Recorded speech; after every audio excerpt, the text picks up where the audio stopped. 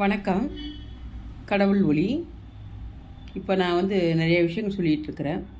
குறிப்பாக ரொம்ப பேர் பசியோடு இருக்கிறத நான் லைவ்லேயும் சொல்கிறேன், வீடியோவும் போட்டுட்ருக்குறேன். சரியான மக்களுக்கு சரியான வேலை கிடைக்கல. வேலை இல்லைனால பொருளாதார ரீதியாக ரொம்ப கஷ்டப்படுறாங்க. சாப்பாடு கூட நிறைய பேர் கஷ்டப்படுறாங்க.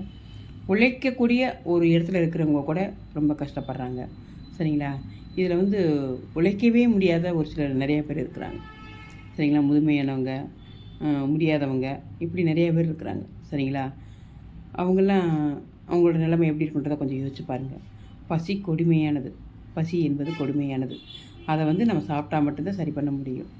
அதனால் பணம் இருக்கிறவங்களா இருந்தாலும் சரி, இல்லை உங்கள்கிட்ட ஏதாவது ஒரு வேலை, நல்ல வேலை யாருக்கிட்டையாவது ஆள் இல்லாமல் வேலைகள் நிறையா இருக்குது அப்படின்னாலும் சரி, என்னுடைய வீடியோக்களை நீங்கள் கமெண்ட் பண்ணுங்கள். சரிங்களா? வேலை கிடைக்காம நிறைய பேர் கஷ்டப்படுறாங்க. ரொம்ப பேர் கஷ்டப்படுறாங்க.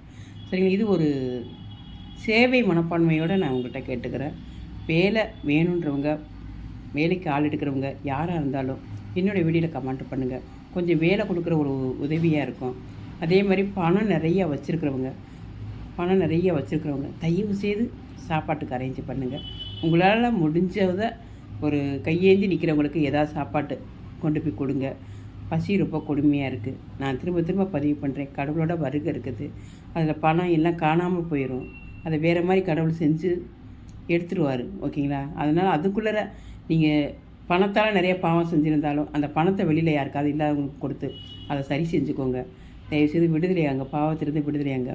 முடிஞ்ச உதவி யாருக்காவது பண்ணுங்கள். வேலையோ இல்லது சாப்பாடோ, இது ஏதாவது ஒரு விஷயத்தில் உங்களால் முடியும்னா என்னோடலாம் கமெண்ட் பண்ணுங்கள். நிறையா பேர் இருக்கிறாங்க.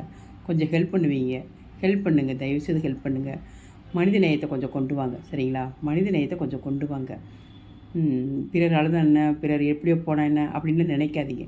கடவுள் காலம் வந்துருச்சு. சரிங்களா? கடவுள் கையில் எடுக்கிற காலம் வந்துருச்சு. நிறைய விஷயங்கள் மாறும். தயவுசெய்து மக்களாக இருக்கிற நீங்கள் உங்களோட மனசை மாற்றி கஷ்டப்படுறவங்களுக்கு உதவுங்க. நன்றி, வணக்கம்.